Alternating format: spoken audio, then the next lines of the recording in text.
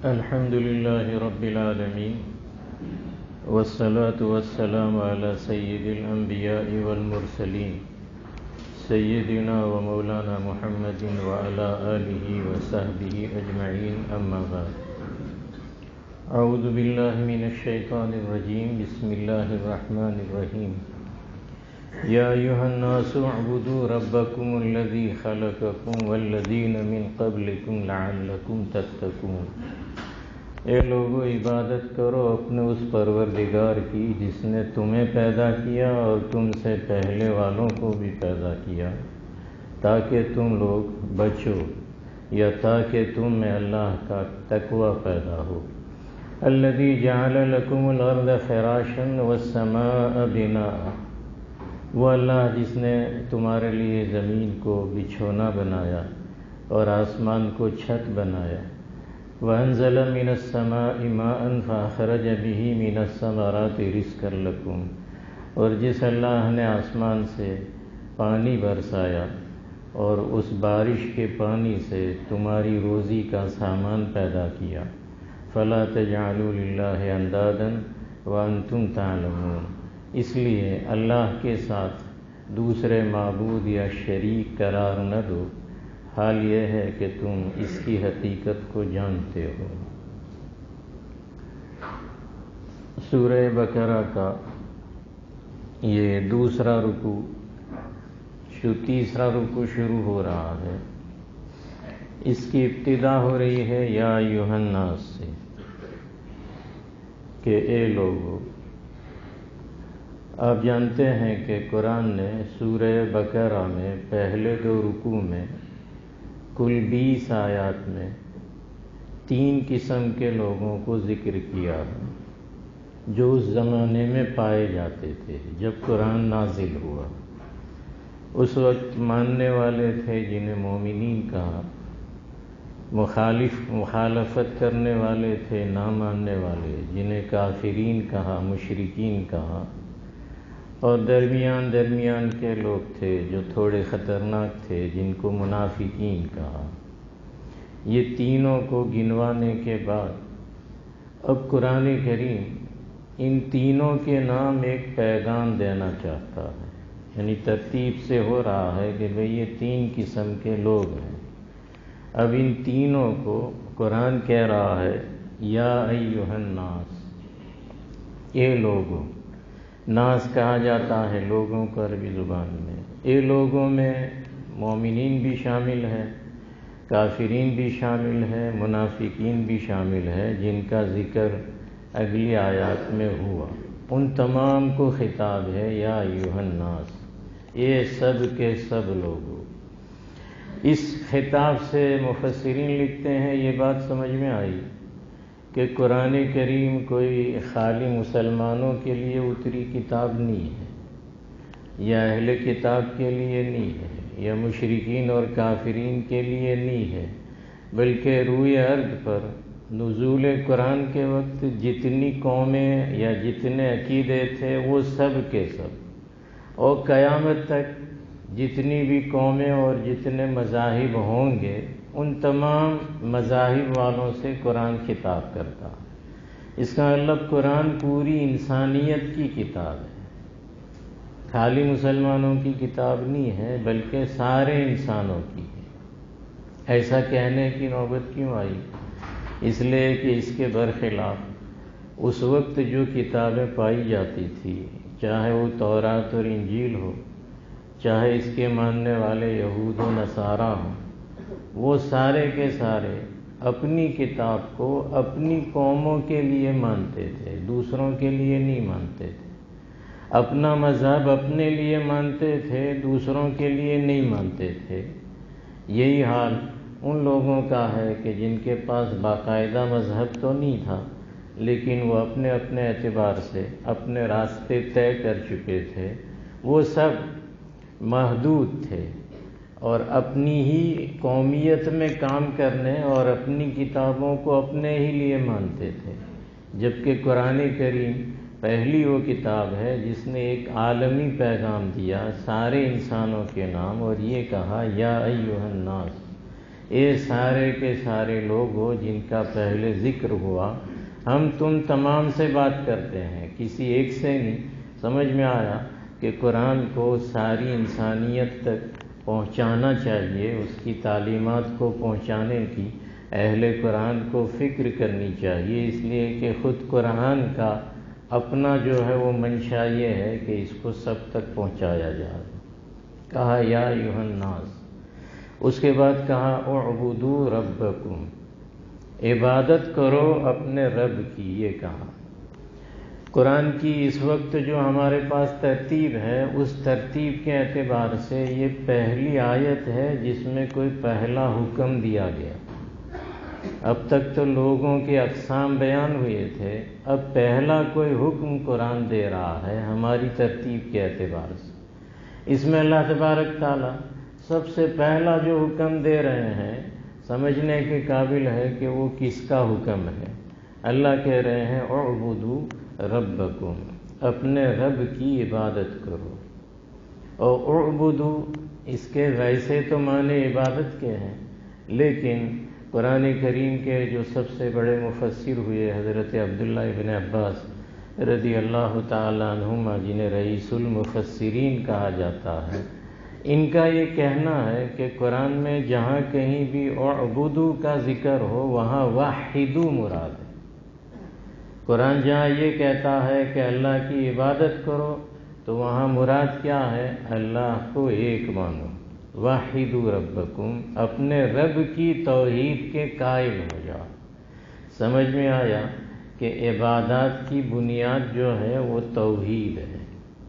آپ جانتے ہیں کہ ہمیں جتنی باتیں اسلام میں دی گئی ہے، مثلا بنی الاسلام والا 50 میں 5 چیزیں بیان کی گئی ہے، اس میں پہلی بات ایمان کو ذکر کیا گیا ہے، اور باقی 4 جو ہیں وہ اعمال ہیں، نماز، روزہ، زکوٰۃ اور حج۔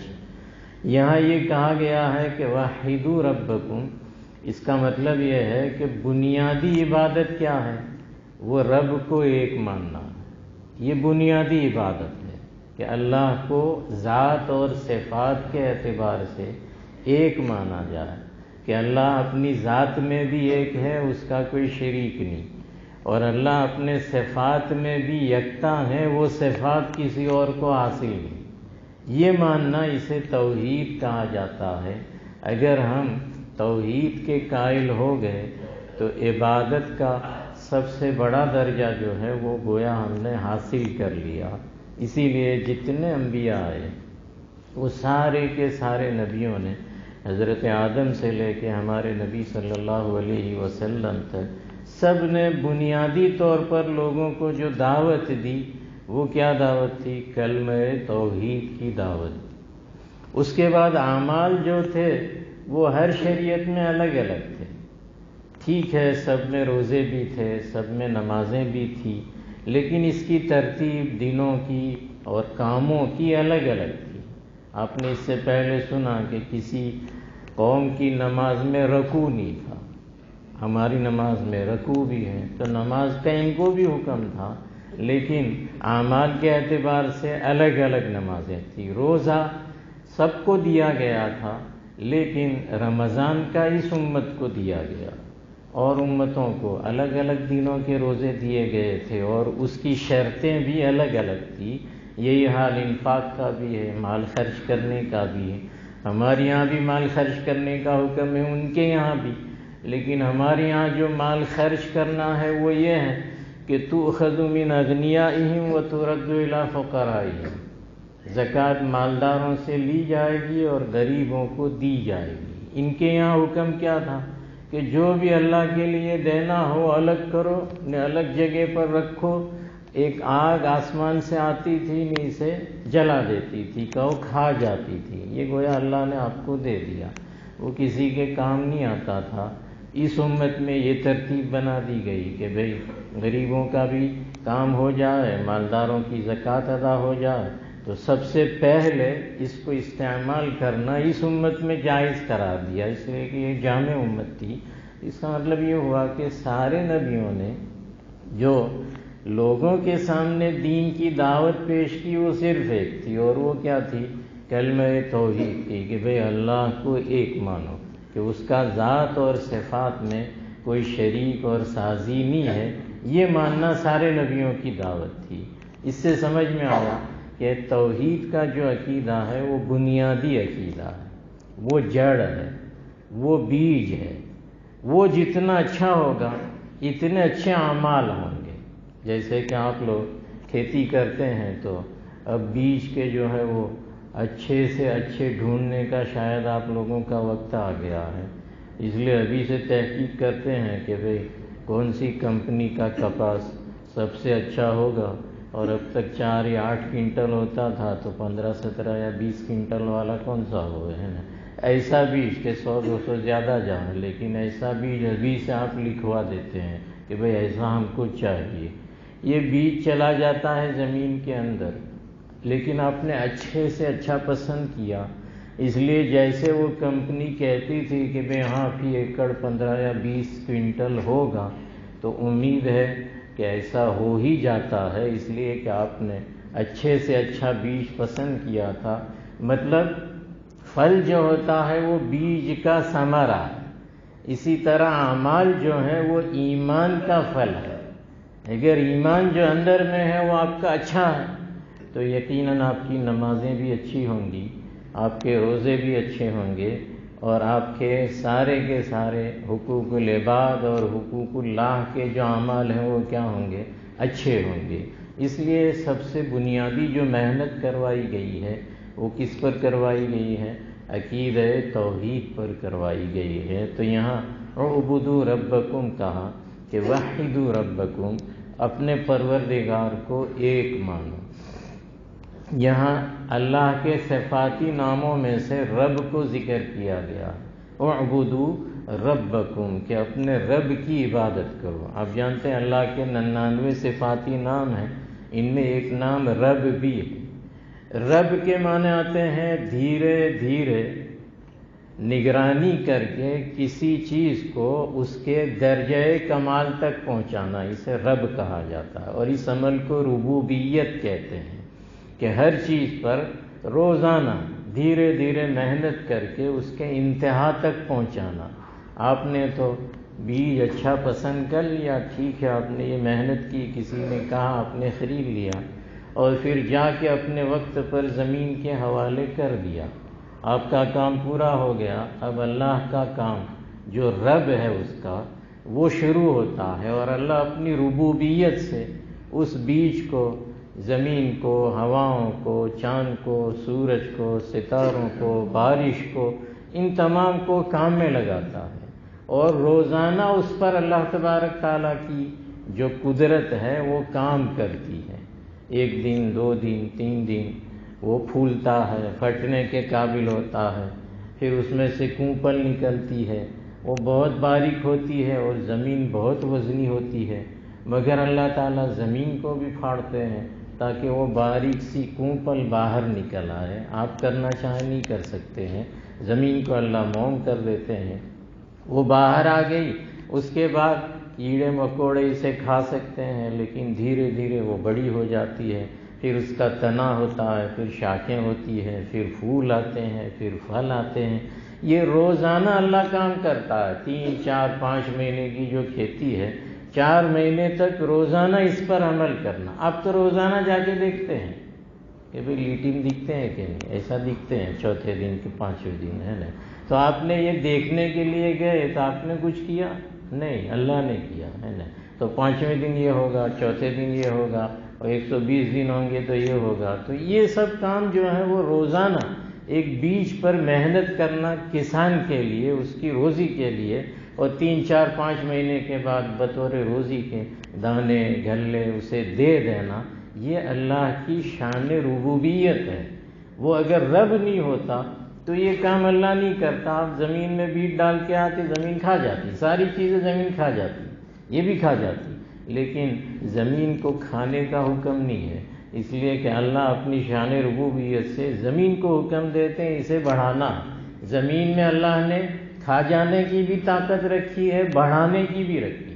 انبات کی طاقت یہ ہے کہ کسی چیز کو زمین اگائے اور کھا جانے کی طاقت یہ ہے کہ اسے ختم کریں۔ جن چیزوں کو ختم کرنا ہے اللہ زمین کو حکم دیتا ہے ختم کر دے، اور جس کو بڑھانا ہے اللہ کہتا ہے بڑھا دے۔ تو یہ ہے ربوبیت اللہ کی کہ اللہ نے تم کو اپنی شان ربوبیت سے جو ہے وہ مختلف چیزوں کو دھیرے دھیرے انتہا تک پہنچایا۔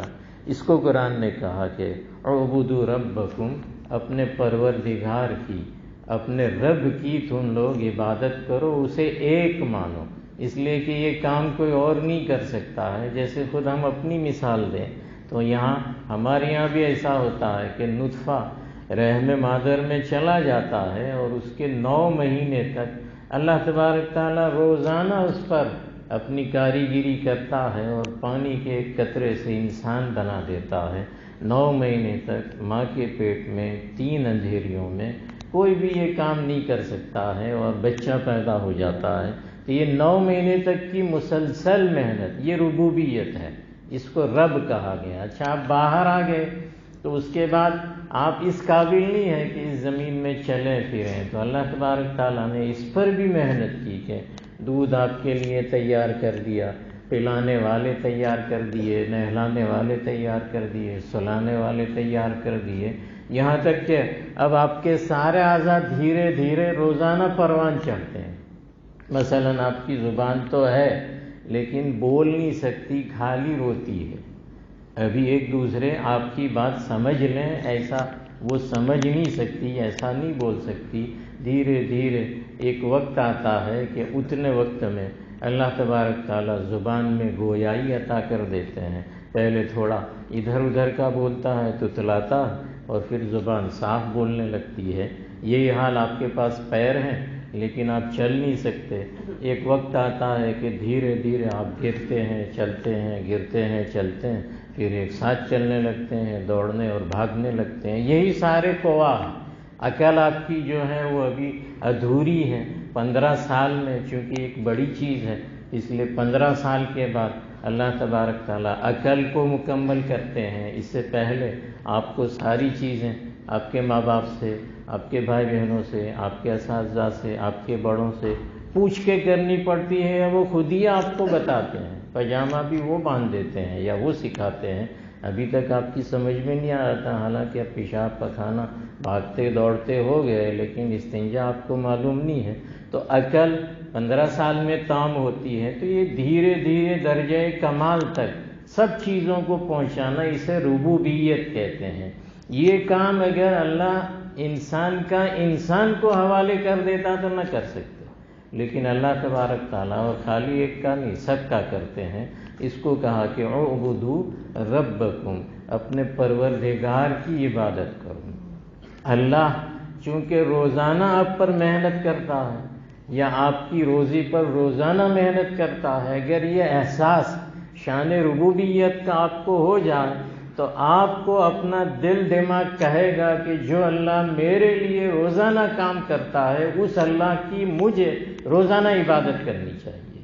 اس لیے یہاں اعبدوا ربکم کہا کہ بھئی یہ مفت میں نہیں ہے، اللہ تمہارے لیے کچھ کرتا ہے تو تمہیں بھی اللہ کے لیے کچھ کرنا چاہیے۔ اللہ اپنی شان ربوبیت سے سب کرتا ہے تو تمہیں بھی اس کے سامنے عبادت کا حق ادا کرنا چاہیے۔ اس لیے کوئی اور صفت نہیں لائے بلکہ یہ لائے اعبدوا ربکم الذی خلقکم، وہ رب جس نے تمہیں پیدا کیا۔ یہاں اللہ تبارک تعالیٰ کی ایک دوسری صفت ایسی لائے جس سے اللہ کی توحید سمجھ میں آئے۔ اعبدو میں آپ نے سمجھا تھا کہ وحدو کا حکم ہے کہ توحید کے قائل ہو جاؤ کہ اللہ ایک ہے۔ اب کسی چیز کو جب قرآن کہتا ہے تو اس کی دلیل بھی پیش کرتا ہے تاکہ سمجھنا آسان ہو جائے۔ یہاں بطور دلیل کے اللہ نے کہا الذی خلقکم، اس پروردگار کو ایک مانو جس نے تمہیں پیدا کیا۔ آپ دیکھ رہے ہیں کہ پیدا کرنا یہ اللہ تبارک تعالیٰ کا ایسا کارنامہ ہے کہ جس میں کوئی دوسرا اس کے شریک یا برابر تو ہو ہی نہیں سکتا، اس کا معین اور مددگار بھی نہیں ہوتا۔ پیدا کرنے کے کام میں کوئی دوسرا معبود اللہ جیسا کسی چیز کو پیدا تو کر ہی نہیں سکتا، آج تک تو نہیں دیکھا گیا، لیکن اللہ کے پیدا کرنے کے وصف میں اللہ کسی اور کی مدد بھی نہیں لیتا، کوئی معین و مددگار بھی نہیں بنتا۔ پیدا کرنے کے جتنے کام ہیں وہ سب کے سب اللہ اکیلا تنہا کرتا ہے، اس لیے کہا الذی خلقکم، جس اللہ نے تمہیں پیدا کیا، پیدا کرنے میں، خالق ہونے میں اور کوئی شریک نہیں ہے، وہی اکیلا ہے، تو توحید میں بھی اور کوئی شریک نہیں ہونا چاہیے، اسی ایک کو اللہ بھی ماننا چاہیے۔ آپ دیکھ رہے ہیں کہ جتنی چیزیں دنیا میں بن رہی ہے، پیدا ہو رہی ہیں، دنیا پوری ہونے آئی، لیکن آج تک کوئی ایک بھی چیز ایسی کسی نے بنا کے نہیں دکھائی۔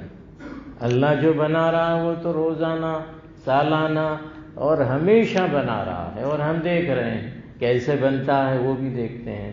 اللہ نے نر مادہ ہی پیدا کیے، خلقکم ازواجا کہہ دیا، مرد اور عورت، مذکر اور مؤنث ہر ایک میں بنا دیے، اور اس طریقے سے اللہ تبارک تعالیٰ ساری چیزوں کو پیدا کرتا ہے۔ لیکن اس پیدائش کے طریقے میں کوئی اور اللہ کے ساتھ شریک ہو گیا ہو اور اس نے بھی کچھ چیزیں پیدا کی ہو، ایسا ابھی تک تو جو ہے وہ ہمیں نظر نہیں آیا ہے، چاہے آسمان ہو، چاہے زمین ہو، چاہے اور جتنی بھی چیزیں ہوں، وہ اللہ ہی نے پیدا کی ہے۔ بلکہ قرآن سے یہ کہتا ہے کہ تم جن چیزوں کی پرستش اور عبادت کرتے ہو، اللہ کے خالق ہونے میں وہ ذرا برابر بھی اللہ کا جو ہے وہ مقابلہ نہیں کر سکتی۔ قرآن یہ کہتا ہے کہ یہ ساری کی ساری چیزیں مل کر، اکیلے نہیں، سب مل کر بھی لن یخلقوا ذبابا ولو اجتمعوا لہ، ایک مکھی بھی بنا نہیں سکتے، چاہے روئے ارض کے سارے معبودین باطلہ جمع ہو جائیں، وہ سب کے سب جمع ہو کر خالی ایک مکھی پیدا کر کے دکھا دیں، جس مکھی کی بظاہر ہمارے یہاں کوئی حیثیت نہیں ہے، لیکن یہ کم حیثیت مخلوق بھی پیدا نہیں کر سکتے ہیں۔ اس لیے یہاں پر اللہ نے کہا، ظاہر بات ہے قرآن کا یہ چیلنج ہے، اگر کوئی کر سکتا ہو تو اب تک تو کر کے دکھا دیتے، لیکن ابھی تک اس سے آگے بھی اس آیت میں قرآن میں یہ کہا جا رہا ہے کہ وہیں یسلبہم الذباب شیئا لا یستنقذوہ منہ، مکھی پیدا کرنا تو دور رہا، ان بتوں کے پاس کوئی چیز مٹھائی وغیرہ رکھی ہو اور اس پہ آ کے مکھی بیٹھے نے کھاوے تو یہ بت اسے اڑا بھی نہیں سکتے ہیں۔ انسان تو کم سے کم اپنے چہرے یا کھانے پر مکھی بیٹھے تو اڑا دیتے ہیں، لیکن یہ تو اتنا بھی نہیں کر سکتے۔ ضعف الطالب والمطلوب، طالب بھی کمزور نے، مطلوب بھی کمزور، معبود بھی کمزور نے، عبادت کرنے والا بھی کمزور۔ تو یہاں اللہ نے کہا الذی خلقکم، اس اللہ کی عبادت کرو جس اللہ نے تمہیں پیدا کیا۔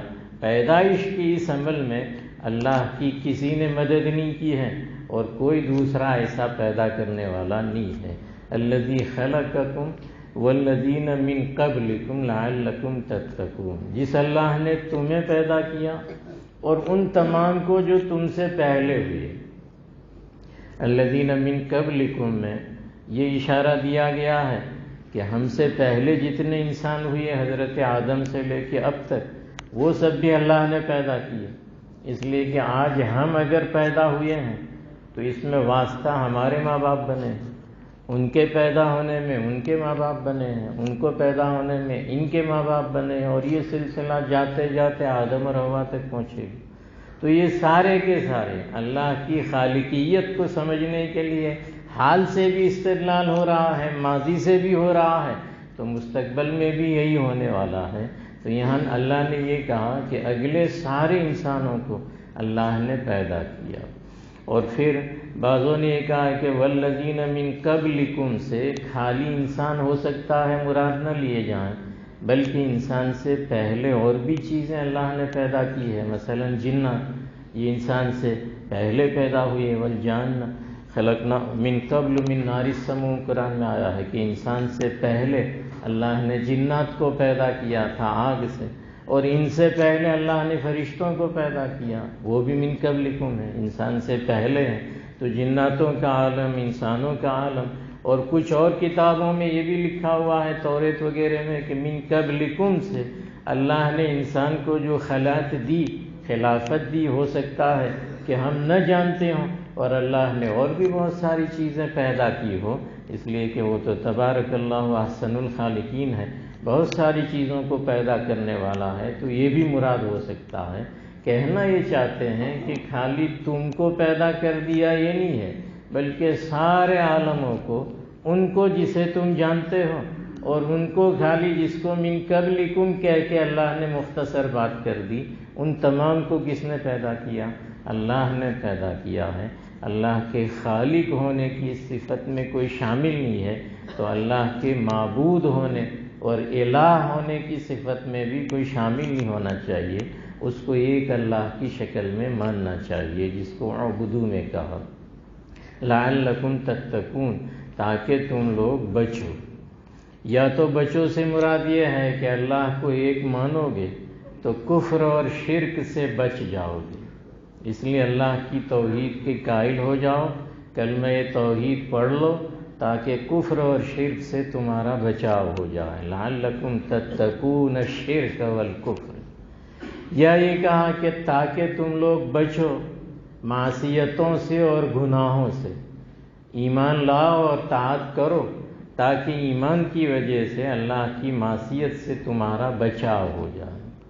یا پھر تتقون سے نار مراد ہے کہ ایمان لے آؤ تاکہ آخرت میں تم جہنم کی آگ سے بچ جاؤ اور جنت میں جانے کے حقدار بن جاؤ، اس لیے کہ جنت میں صرف اور صرف کلمہ توحید پڑھنے والے جائیں گے اور کوئی جا نہیں سکتے ہیں۔ تو لعلکم تتقون سے یہ ساری چیزیں جو انسان کی حفاظت کے لیے ضروری تھی، یہ بتا کر کہا کہ ہم اگر کلمہ توحید پڑھاتے ہیں تو فائدہ تمہارا ہی ہے، ہمارا نہیں ہے۔ دنیا میں مومن کہے جاؤ گے، آخرت میں جنت کے حقدار ہو جاؤ گے اور ایک اللہ کے عبادت گزار سمجھے جاؤ گے، اس لیے کہا لعلکم تتقون۔ الذی جعل لکم الارض فراشا، اس اللہ کی عبادت کرنا ہے یا ایک ماننا ہے جس نے تمہارے لیے زمین کو بچھونا بنایا۔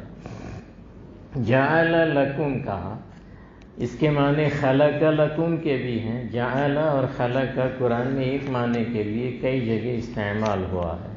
الذی جعل لکم، اس کے معنی آتے ہیں جعل ہو یا خلق ہو، اس کے قرآنی عربی کے الفاظ کے اعتبار سے اس کے معنی یہ آتے ہیں الاختراع یا اختراع الشیء علی غیر مثال سبق، کسی چیز کو پہلے سے موجود نہیں تھی اور نئے سرے سے بنانا، اس کو خلق کہا جاتا ہے، پیدا کرنا، کہ ایک چیز پہلے نہیں ہے، از سر نو اسے بنانا، یہ اللہ تبارک تعالیٰ کا کام ہے۔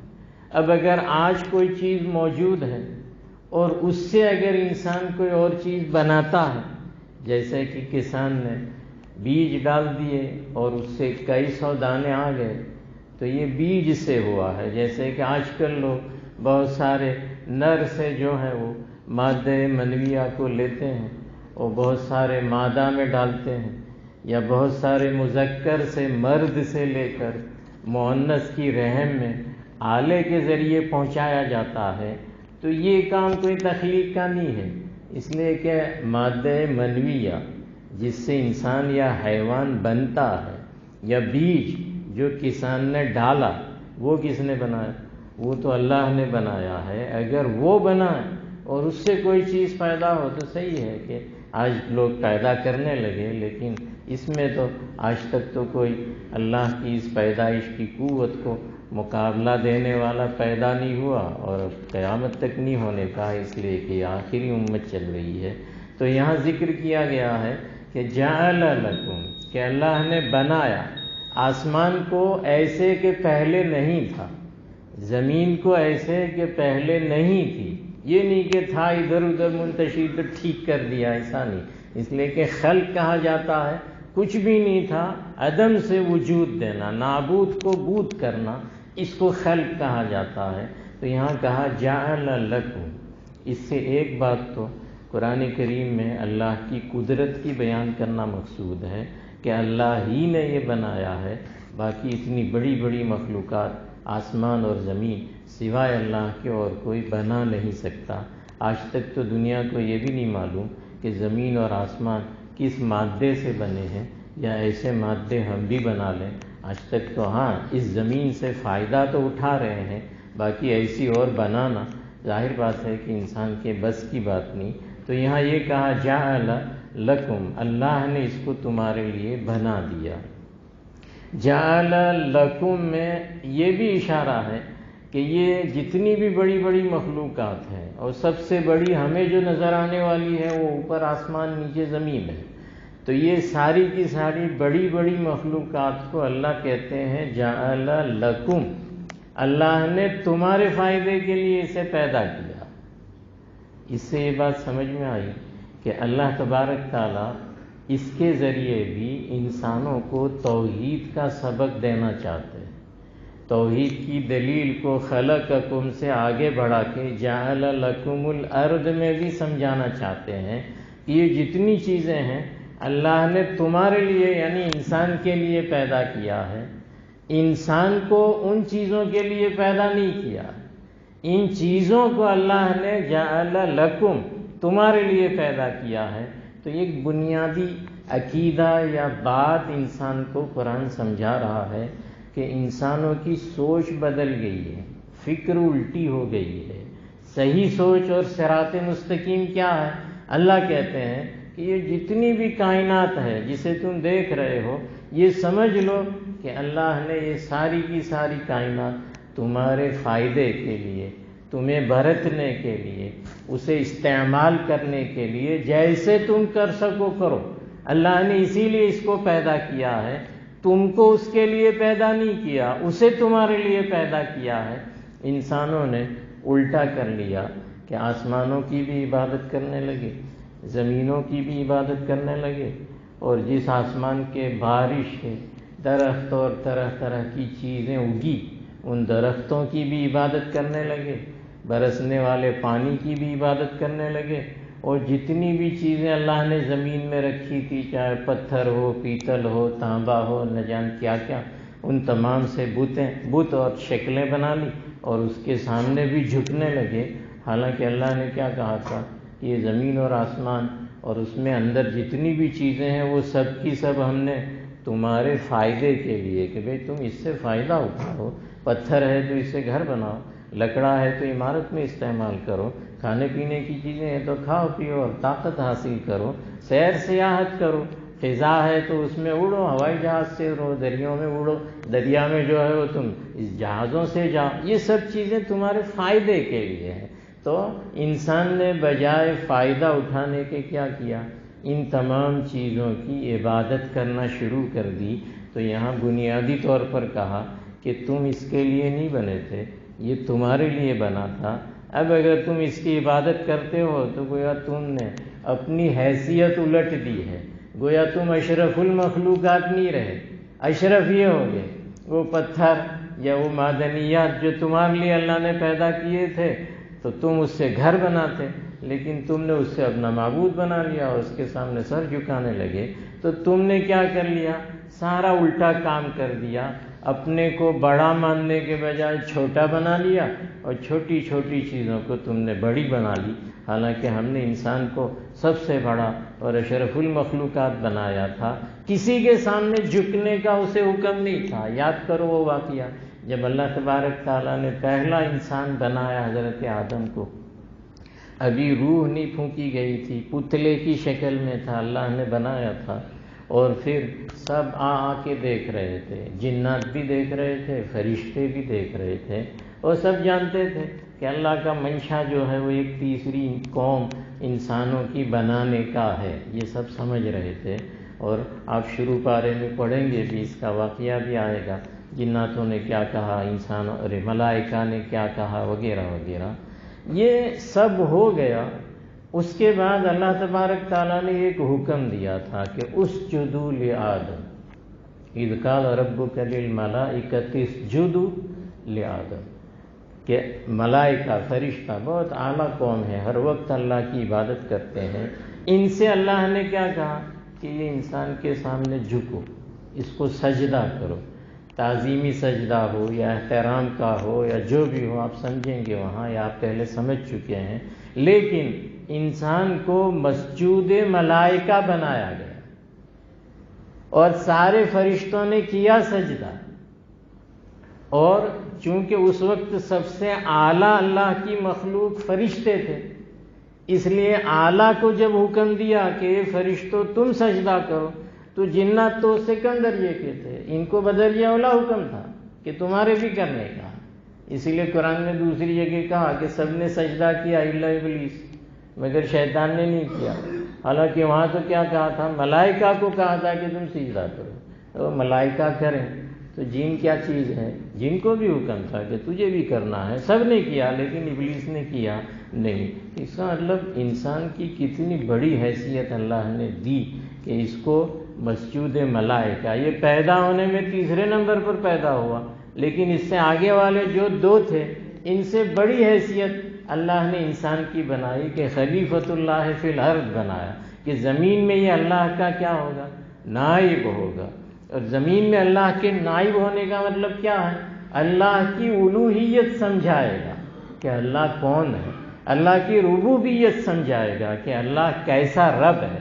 یہ سمجھانے کے بجائے انہوں نے الٹا کام شروع کر دیا کہ اپنے آپ کو چھوٹا کر لیا، اور وہ پتھر کہ جسے ایک دھکا دیں تو ادھر جاوے، دوسرا دھکا دے تو ادھر آوے، اسی سے ایک شکل بنا لی اور اس کو ہاتھ جوڑنے لگے، نہ سر ٹیکنے لگے۔ تو ظاہر بات ہے کہ انسان نے اپنی حیثیت بھی، ضعف الطالب والمطلوب یہ ہو گیا۔ اس لیے یہاں کہا کہ الذی جعل لکم الارض فراشا، یہ زمین معبود نہیں ہے تمہاری کہ اس کو تم سجدہ کرو یا اس کے اوپر سر رکھو، یا اپنی ماترو بھومی کو نہ جان کیا کیا ماتا کو سجدہ کر۔ اب تو یہ بالکل عام ہونے لگا ہے نا، اسکولوں میں بھی جاتے ہیں تو دروازے پر بچوں کو ایسے سر رکھوایا جاتا ہے، ایسے ایسے کرا جاتا ہے، اور پھر اندر داخل ہوتے ہیں، یعنی بالکل عام ہو رہا ہے۔ یہ زمین ہمارے لیے بچھونا تھی، ہم اس سے جو چاہیں فائدہ اٹھا سکتے تھے، یہ زمین اس کے لیے نہیں ہے کہ ہمارا سر اس کے اوپر رکھ کے ہم اس کی سجدہ کریں۔ اللہ کہتے ہیں جعل لکم الارض فراشا، یہ زمین تو تمہارے لیے بستر ہے، بستر ہم بچھاتے ہیں، اس پر سو جاتے ہیں۔ بستر کو کوئی اپنے اوپر سو کے خود تھوڑی نیچے ہوتے ہیں، بلکہ وہ نیچے ہوتا، ہم سوتے ہیں۔ تو زمین کو استعمال کرو، جیسے تم جوتتے ہو، کھیتیاں کرتے ہو، جیسے پہاڑ توڑتے ہو، پتھر لا کے پتھر سے عمارتیں بنا، یہ صحیح ہے۔ لیکن اگر ان کی کسی ایک آدھ پتھر کو پسند آ گیا، نے مورتی بنا لی، عبادت شروع کر دی، تو یہ کیا ہو گیا، الٹا کام ہو گیا۔ تو کہا جعل لکم الارض فراشا والسماء بناء وانزل من السماء ماء، اللہ نے آسمان سے پانی برسایا، یہ تو اس کا نظام تھا، اور تمہارے لیے پھر روزی اور طرح طرح کے پھل نکالے۔ اس لیے کہا فلا تجعلوا للہ اندادا، یاد رکھو یہ جتنی چیزیں ہیں جن سے تم اپنے معبودان باطلہ بناتے ہو، یہ سب کے سب معبود ماننے کے قابل نہیں ہے، ان سے اپنی خدمت لو۔ اور لا تجعلوا للہ اندادا وانتم تعلمون، اللہ کے لیے کوئی ندن کی جمع ہے انداد۔ اس کے دو معنی بیان کیے ہیں، ایک تو ایک جیسا، ہم مثل کو بھی کہا جاتا ہے، اور ایک معنی ضد کے بھی آتے ہیں۔ کچھ معبود ایسے ہیں کہ لوگوں نے اسے اللہ جیسا مانا، اور کچھ معبود ایسے ہیں کہ لوگوں نے اللہ کا مد مقابل اسے مانا۔ دونوں اس میں آ گیا کہ لا تجعلوا للہ اندادا، اللہ جیسا بھی کوئی نہیں ہے اور اللہ کے مد مقابل بھی کوئی نہیں ہے، وانتم تعلمون، اور تم اسے جانتے ہی ہو، ایسا تھوڑی ہے کہ نہیں جانتے ہو۔ فطرت جو ہے وہ انسان کی بتاتی ہے کہ اللہ تو ایک ہی ہے جو ہمارا خالق ہے، رازق ہے، مالک ہے، اور کوئی بھی یہ کام نہیں کر سکتا ہے۔ وانتم تعلمون، تم اسے جانتے ہو۔ ساری دنیا میں جتنی بھی چیزیں موجود ہیں وہ ساری کی ساری ایک اللہ کی گواہی دیتے ہیں۔ ہر چیز جو دنیا میں پائی جاتی ہے، اگر آپ اس پر غور کریں، تحقیق کریں، تو وہ اسی پر دلالت کرتی ہے کہ اللہ ایک ہے۔ حد تو یہ ہے کہ دہری ملحد جو اللہ کو سرے سے مانتے نہیں ہیں، کچھ لوگ تو اللہ کے ساتھ دوسروں کو شریک قرار دیتے ہیں، وہ مشرک ہیں، اور کچھ لوگ کیا ہیں، منکر ہیں کہ اللہ کو مانتے ہی نہیں ہیں، جنہیں دہریے، ناستک وغیرہ ہم کہتے ہیں، ملحدین جن کو کہا جاتا ہے۔ اب یہ تحقیق ہے کہ مسلمین نے اللہ تبارک تعالیٰ کے ہونے کے وجود کے اور وحدت کے اتنے دلائل ان کے سامنے پیش کیے ہیں کہ اب وہ لوگ اپنا نظریہ چھوڑ چکے ہیں اور ماننے پر مجبور ہیں کہ ہاں اللہ ہے، لیکن اللہ ہے ایسا نہیں مانتے ہیں۔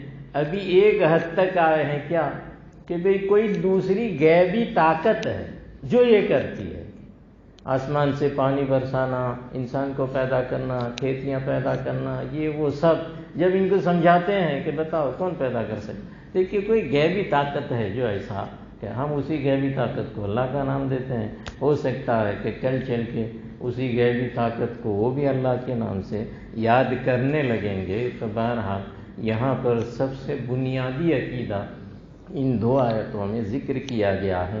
یہاں آسمان زمین بارش اس کی کوئی تحقیق مقصود نہیں ہے، اس میں یہاں پر وہ کیسے بنا، کیوں بنا، یہ بتانا مقصود نہیں ہے، صرف یہ بتانا مقصود ہے کہ ان تمام چیزوں میں سے کسی کو تم اپنا معبود نہیں بناؤ، اس لیے کہ یہ تمہاری خدمت کے لیے پیدا کی گئی ہے، اور پیدا کرنے والا کون ہے؟ ایک اللہ ہے جس کو ماننا چاہیے۔ تو بہرحال ہمارا ایک بنیادی عقیدہ ہے دوستو، اور وہ کیا ہے؟ توحید کا ہے۔ اعمال جو ہیں وہ الگ ہیں، بیج یہ توحید ہے اور شاخیں جو ہیں وہ اعمال ہیں۔ اگر بیج اچھا ہوگا تو اعمال اچھے ہی وجود میں آئیں گے، اس لیے زیادہ محنت جو کروائی جاتی ہے مومنین پر وہ ایمان کی قوت کی محنت کروائی جاتی ہے۔ صحابہ کرام کے بارے میں بھی یہ آتا ہے کہ وہ یہ کہا کرتے تھے کہ تعلمنا الایمان ثم تعلمنا القرآن، کہ ہم نے پہلے اللہ کے رسول صلی اللہ علیہ وسلم سے ایمان سیکھا اور پھر قرآن سیکھا۔ اس کا مطلب بنیادی محنت آپ صلی اللہ علیہ وسلم نے بھی کس پر کی؟ صحابہ کے دلوں میں ایمان کو جمانے کی محنت کی ہے، یہ بنیادی محنت ہے۔ آپ صلی اللہ علیہ وسلم کے اصحاب جب فارغ ہوتے تھے تو آپس میں یہ کہتے تھے تعالو نجدد ایماننا، کہ آ جاؤ ہم اپنی ایمان کی تجدید کریں۔ آج کل جو محنت ہو رہی ہے وہ اعمال پہ ہو رہی ہے، لیکن ایمان پہ جو محنت ہونی چاہیے وہ کم ہے، اور سمجھ میں بھی نہیں آتی۔ کوئی کہتا ہے، کوئی یہ کہتا ہے تو سب کہ نماز پڑھتے ہیں تو ایمان ہے، نہ وہ نہیں ہے، وہ عمل ہے، اور یہ بنیاد ہے۔ ایمان پر اصل محنت ہونی چاہیے اور اعمال پر نمبر 2 پہ محنت ہونی چاہیے۔ فرق کہاں ہے؟ مثال کے طور پر کوئی کافر ہے اور بہت اچھے کام کرتا ہے، ایسے کافر آپ کو ملیں گے کہ جو بہت اچھے کام کرتے ہیں، بہت اچھا NGO چلاتے ہیں اور لوگوں کی انسانیت کی خوب خدمت کرتے ہیں، لیکن اگر وہ کفر پر مرے گا تو کیا وہ جنت میں جا سکتا ہے؟ یا اس کے اس نیک کام کا آخرت میں اسے کوئی بدلہ مل سکتا ہے؟ ہرگز نہیں ملے گا، اس لیے کہ قرآن نہ کہتا ہے ان اللہ لا یغفر ان یشرک بہ، کہ اللہ کے ساتھ شرک یا کفر کیا جائے اللہ کبھی معاف نہیں کریں گے۔ وَيَغْفِرُ مَا دُونَ ذَلِكَ لِمَن یشاء، چھوٹا گناہ ہے توحید کے بعد تو جو بھی ہوگا اللہ معاف کر دیں گے، باقی شرک اور کفر کا یعنی اللہ کو نہ مانو چاہے جتنے اچھے کام کرو۔ تو اس کی مثال کیسی ہے؟ ایمان کے بغیر نیک کام کی مثال 1 کے بغیر 0 کی ہے۔ 100 0 0 0 0 لگا لو 1 کے بغیر تو وہ سارے 0 ہی 0 ہیں، اور 1 لگنے کے بعد اگر 0 آپ لگائیں گے تو 10 100 1000 لاکھ کروڑ وغیرہ وغیرہ بنتے جائیں گے۔ تو یہ ایمان کیا ہے؟ وہ 1 ہے، اور اس کے بعد نماز روزہ زکوٰۃ حج یہ کیا ہے؟ جہاد، یہ سب 0 ہے۔ اس کی وجہ سے ایمان میں کیا ہوتا ہے؟ مضبوطی پیدا ہو جاتی ہے۔ تو اصل محنت کی ضرورت کیا ہے؟ ایمان پر ہے۔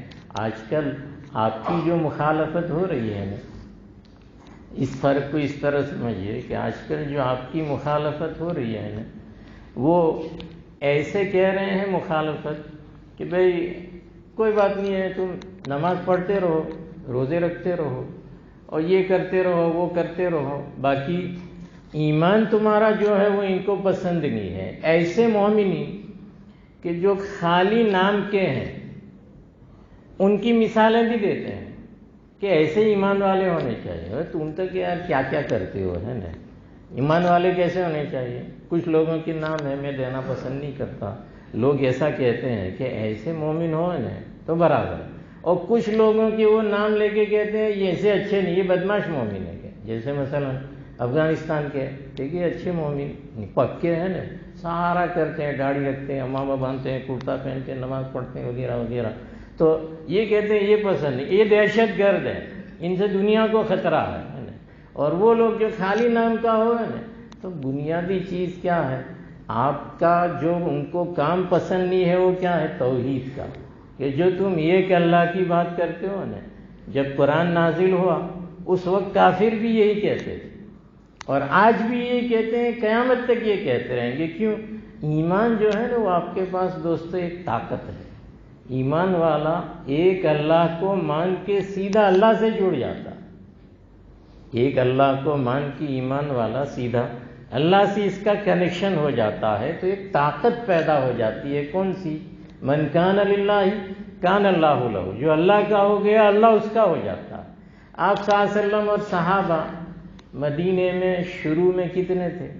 اور شروع چھوڑو، حجۃ الوداع ہوا جو آخری حج ہے آپ صلی اللہ علیہ وسلم کا، اس میں بھی کتنے تھے؟ 1,00,000 اس سے زیادہ نہیں۔ اس کو تو بہت مانتے تھے کہ وہ بہت ہو گئے کہ ہے نا، اس لیے کہ شروع سالوں میں تو 5-10 ہزار سے زیادہ تھے ہی نہیں صحابہ، بس اتنے ہی۔ قرآن بھی کہتا ہے وَاذْكُرُوا إِذْ أَنْتُمْ قَلِيلُونَ مُسْتَضْعَفُونَ فِي الْأَرْضِ تَخَافُونَ أَنْ يَتَخَطَّفَكُمُ النَّاسُ، کہ یاد کرو تم کیسے تھے مدینے اور مکے میں، تھوڑے سے تھے اور ڈرتے تھے کہ لوگ تمہیں اچک لیں گے۔ قرآن کی تعبیر دیکھیے کہ بھئی تھوڑے سے ہوں اس کے مقابلے میں بہت زیادہ ہوں، تو وہ بہت زیادہ تھوڑوں کو تو کیا حیثیت دے گا، ہے نا؟ کیا ان کو تو جب چاہے ختم کر دیں گے، ہے نا؟ اچک لینا جیسے کوا ہے نا، اٹھا کے جب چاہے لے کے چلا جاوے، چیلا ہے ایسا جب چاہیں۔ تخافون یتخطفکم الناس فآواکم وأیدکم بنصرہ، تو اللہ کہتے ہیں کہ جب تم لوگ تھوڑے تھے تو بھی اللہ تبارک تعالیٰ پر تمہارا ایمان تھا، اس لیے وہ تھوڑے ایمان کی بنیاد پر کتنے مضبوط ہو گئے، پوری دنیا میں پہنچا دیا اللہ کے نام کو۔ حالانکہ کتنے تھے؟ اللہ کہتے ہیں یاد کرو تھوڑے سے تھے۔ نبی نے جو صحابہ تیار کیے جن کا ایمان مضبوط تھا وہ کتنے تھے؟ تھوڑے سے تھے، گنتے تھے تو ابھی معمولی ہوتے تھے، لیکن اللہ کے رسول نے کہہ دیا جاؤ عالم میں دین پہنچا دو، وہ چلے گئے، پہنچ گیا۔ آج ہم اس کا نتیجہ دیکھ رہے ہیں کہ روزانہ بڑھ رہا ہے، کم ہونے کا نہ، اور ہم کیا، دنیا ڈر رہی ہے کہ نہ جانے کب دنیا کا مذہب جو ہے وہ اسلام ہو جائے گا۔ تو یہ دوستو وحدت کی طاقت ہے، یہ ہوتے تھوڑے سے ہیں لیکن جب نکلتے ہیں تو کیا ہوتا ہے؟ سارے عالم پہ چھا جاتے ہیں۔ یہ آپ کے پاس کون سی طاقت ہے؟ یہ ایمان کی طاقت ہے۔ اللہ کے رسول صلی اللہ علیہ وسلم نے صحابہ میں منتقل کی تو پورے عالم میں پھیل گئے، اور آج بھی ڈرتے ہیں کہ ویسے والے مومن آج بھی ہو جائیں گے تو پورے عالم میں پھیل جائیں گے، پورا عالم ماننے پہ مجبور ہو جائے گا۔ آپ جانتے ہیں افغان مجاہدین نے 27 ملکوں کی فوجوں کو ذلت کے ساتھ ملک سے باہر کر دیا۔ ایک بھی شرط ان کی تھی کہ نہیں صلح کرنی، تم سے ہو سکے وہ کر لو۔ آج کا یہ موضوع ہے، ہم نے اپنی نظروں سے دیکھا ہے، اور آزادی کے ساتھ اسلامی جمہوریہ افغانستان انہوں نے قائم کیا ہے۔ کیا ان کے پاس ہتھیار تھے؟ کیا ان کے پاس ان سے بڑی جو ہے وہ بم کی طاقت تھی؟ کچھ بھی نہیں تھا، جو تھا وہ تو دشمنوں کے پاس تھا۔ ان کے پاس تو سوائے ایمان کے اور اللہ کی مدد کے اور کچھ بھی نہیں تھا۔ ایسے واقعات ان کی جنگوں کے آتے ہیں کہ یہ لوگ جاتے تھے ان کے راکٹ اور بم کا مقابلہ کے لیے، جب آتے تھے تو اپنی بندوق سے مارتے تھے، اور بندوق سے کہاں وہ گرے گا، بندوق سے وہ مارتے تھے۔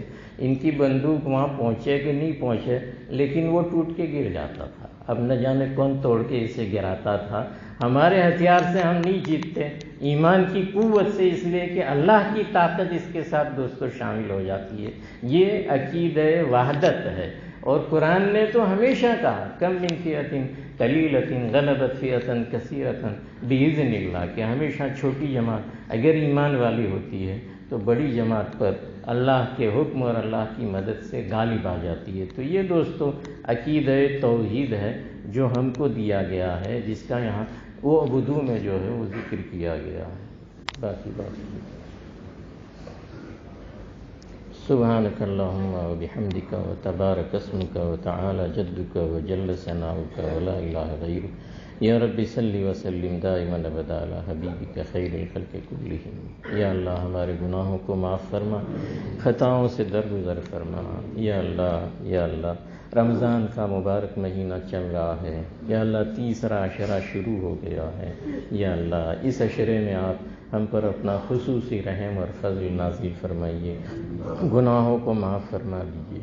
یا اللہ توبہ پر جمنے کی توفیق عطا کیجیے۔ یا اللہ بچے کچھ 8-10 دن 8-9 دن ہے، یا اللہ اس کی قدر کی توفیق عطا کیجیے۔ یا اللہ تلاوت کی، تہجد کی، نوافل کی، تراویح کی یا اللہ توفیق عطا کیجیے۔ یا اللہ سارے اعمال خیر کو اہتمام سے کرنے کی توفیق عطا کیجیے۔ یا اللہ دعاؤں کی اور آپ سے جڑنے کی توفیق عطا کیجیے۔ یا اللہ ہمارا ایمان مضبوط کر دیجیے، ایمان کامل، یقین صادق، قلب خاشع، عین دام، لسان ذاکر عطا فرما، اپنی ذات عالی سے تعلق عطا فرما۔ یا اللہ تو راضی ہو جا اور ہمیں بھی اپنے سے راضی کر لے۔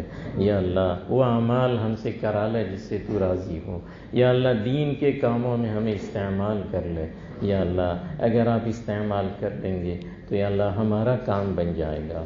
یا اللہ معاف کر دیں، اگر آپ معاف کر دیں گے تو ہمارا کام ہو جائے گا۔ یا اللہ ہدایت دے دیجئے۔ یا اللہ یہ آپ ہی کے پاس سے ملتی ہے۔ یا اللہ اگر آپ دے دیں گے تو ہم صراط مستقیم پر آ جائیں گے، آپ کا کوئی نقصان نہیں ہوگا یا اللہ، لیکن ہماری دنیا اور آخرت سنور جائے گی۔ یا اللہ ہدایت کی ہوائیں عام کر دیجئے۔ یا اللہ اپنے فضل و کرم سے ہم پر اپنا خصوصی کرم نازل کر دیجئے، اخلاق فاضلہ سے متصف کر دیجئے، اخلاق رذیلہ سے ہماری حفاظت فرما دیجئے۔ یا اللہ آپ کے لیے اسماء حسنہ اور صفات علی ہیں۔ یا اللہ اپنے 7 آسمانوں کو بغیر ستون کے تھاما ہوا ہے۔ یا اللہ آپ نے زمین کو انسانوں کے فائدے کے لیے بچھایا ہے۔ یا اللہ آپ نے بے شمار مخلوقات کو ہمارے لیے پیدا کیا ہے۔ یا اللہ آپ آسمانوں کے رب ہیں، زمینوں کے رب ہیں، دریاؤں کے رب ہیں، ہواؤں کے رب ہیں۔ یا اللہ عالمین کے رب ہیں۔ یا اللہ آپ کن فیکن کے مالک ہیں، عرش و کرسی کے مالک ہیں۔ یا اللہ آپ ستار ہیں، غفار ہیں، وہاب ہیں۔ یا اللہ آپ علیم ہیں، خبیر ہیں، بصیر ہیں، سمیع ہیں۔ یا اللہ آپ عزیز ہیں، جبار ہیں، متکبر ہیں۔ یا اللہ محض آپ کے فضل و کرم سے یا اللہ ہماری مغفرت فرما دیجیے۔ یا اللہ ذات و صفات میں وحدت یا اللہ ہمارے قلوب میں جمع دیجیے، ایمان میں اضافہ کر دیجیے۔ یا اللہ فتنوں سے ہماری حفاظت فرما لیجیے، دجال کے، یاجوج ماجوج کے، قرب قیامت آنے والے فتنوں سے ہماری حفاظت کر لیجیے، ایمان لیوا اور جان لیوا فتنوں سے ہماری حفاظت کر لیجیے۔ یا اللہ حالات استوار کر دیجیے۔ یا اللہ آپ کا نام لینے والا جہاں کہیں ہو اس کی جان مال عزت آبرو کی حفاظت کر لیجیے۔ یا اللہ ہدایت عام کر دیجیے۔ یا اللہ اسلام اور مسلمانوں کی دستگیری فرما لیجیے، اسلام کا بول بالا کر دیجیے، کفر کا بول پست فرما دیجیے۔ یا اللہ خلافت راشدہ کی طرز پر اسلامی خلافت کا قیام یا اللہ عمل میں لائیے۔ یا اللہ اس کا راستہ آسان فرما دیجیے۔ یا اللہ جو حالات ہیں یا اللہ ان حالات میں بہتری پیدا کر دیجیے۔ یا اللہ ہو سکتا ہے کہ ہم ان حالات کو سنگین سمجھتے ہوں، لیکن آپ اس کے اندر کوئی خیر کا پہلو نکال دیں۔ آپ حکیم ہیں، آپ غالب ہیں، آپ جو چاہیں کر سکتے ہیں۔ یا اللہ محض آپ کے فضل و کرم سے حرمین کی، مسجد اقصیٰ کی، مدارس، مکاتب، خانقاہوں، دینی جماعتوں کی حفاظت فرمائیے۔ یا اللہ اسلامی ممالک کی، شخصیات کی، کتب کی، اوقاف کی یا اللہ اسلامی شعائر کی حفاظت کر لیجیے۔ یا اللہ مساجد کی، مکاتب کی حفاظت فرما لیجیے، بالخصوص ہندی مسلمانوں کی دستگیری فرمائیے۔ یا اللہ یہاں ہمیشہ ہمیش کے لیے یا اللہ ان کی حفاظت کا سامان پیدا کر دیجیے، عزت و سربلندی عطا کر دیجیے، یہیں سے یا اللہ ماضی کی طرح خیر جاری فرما دیجیے اور قیامت تک یا اللہ عزت و استحکام کے ساتھ ان کا قیام یا اللہ مقدر کر دیجیے۔ یا اللہ ہمیں دینداری عطا کر دیجیے۔ یا اللہ گناہوں سے حفاظت کر لیجیے۔ یا اللہ ہماری مساجد کو نماز 5 گانا سے آباد کر دیجیے، ہمارے جوانوں کو یا اللہ نمازوں کی توفیق عطا کر دیجیے، جوانی کا تقوی عطا کر دیجیے۔ یا اللہ ہماری عورتوں میں عفت، عصمت، حیا، پاک دامنی اور حجاب کا رواج عام کر دیجیے۔ یا اللہ ہماری بستی پر اپنا خصوصی فضل نازل کر دیجیے۔ یا اللہ جو بے روزگار ہیں ان کو حلال اور وسیع روزی عطا کر دیجیے، بے جوڑوں کو صالح جوڑا، بے اولاد کو صالح اولاد عطا کیجیے، بیماروں کو شفائی کاملہ عاجلہ دائمہ مستمرہ عطا کر دیجیے۔ یا اللہ جو پریشان حال ہیں ان کی پریشانی دور کر دیجیے، جو ہسپتال میں زیر علاج ہیں ان کو شفاء کلی عطا کر دیجیے۔ یا اللہ جو جیلوں میں یا اللہ ظلماً بند ہیں، یا اللہ ان کو عافیت و عزت کے ساتھ رہائی عطا کر دیجیے۔ یا اللہ امن و امان قائم کر دیجیے۔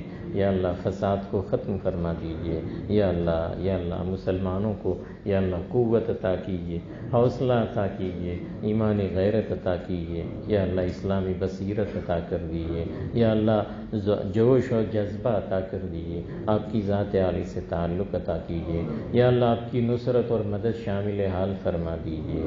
یا اللہ ہمیں پورے اسلام میں داخل ہونے کی توفیق عطا کیجیے۔ یا اللہ بری باتوں سے، بری لتوں سے، بری عادتوں سے، یا اللہ گناہوں سے ہماری حفاظت کیجیے۔ طبیعت چاہے نہ چاہے نیکی کی طرف لے جائیے اور گناہوں سے ہماری حفاظت کر لیجیے۔ ایمان پر خاتمہ عطا کیجیے، اچھے اوقات کی، احوال کی، مقامات کی قابل رشک موت عطا کیجیے۔ یا اللہ حقوق کی ادائیگی کے بعد موت کیجیے۔ یا اللہ قبر کی، حشر کی، میزان کی، صراط کی منزلیں آسان کر دیجیے۔ حوض کوثر کا جام آپ صلی اللہ علیہ وسلم کے ہاتھوں عطا کر دیجیے۔ جنت الفردوس عطا کیجیے، جہنم سے پوری حفاظت کر لیجیے۔ آنے والی مصیبتوں سے، حوادثات سے یا اللہ ہماری حفاظت کر دیجیے۔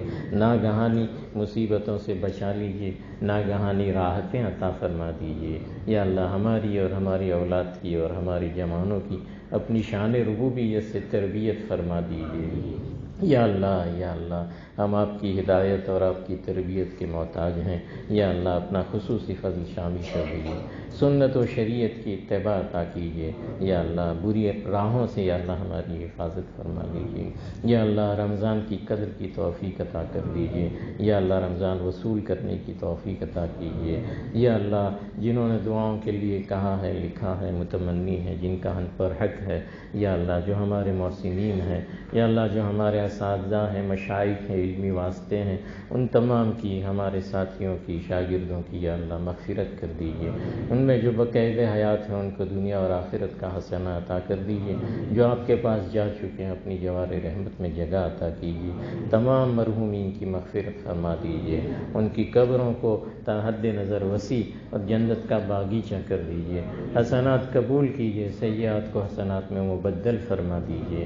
ہمارا بھی اپنے اپنے وقت پر یا اللہ بہتر خاتمہ کیجیے۔ یا اللہ ایمان پر خاتمہ کیجیے۔ یا اللہ موت سے پہلے موت کی تیاری کی توفیق عطا کیجیے۔ آخرت میں جانے سے پہلے آخرت بنانے کی توفیق عطا کر دیجیے۔ یا اللہ آپ صلی اللہ علیہ وسلم نے جو خیر اپنے اور امت کے لیے مانگا ہمیں عطا کیجیے، جن شرور سے پناہ مانگی ہماری حفاظت کر دیجیے۔ اللہم صلی علی محمد کلما ذکرہ الذاکرون وصلی علی محمد کلما غفل عن ذکرہ الغافلون۔ سبحان ربک رب العزت عما یصفون، سلام علیکم۔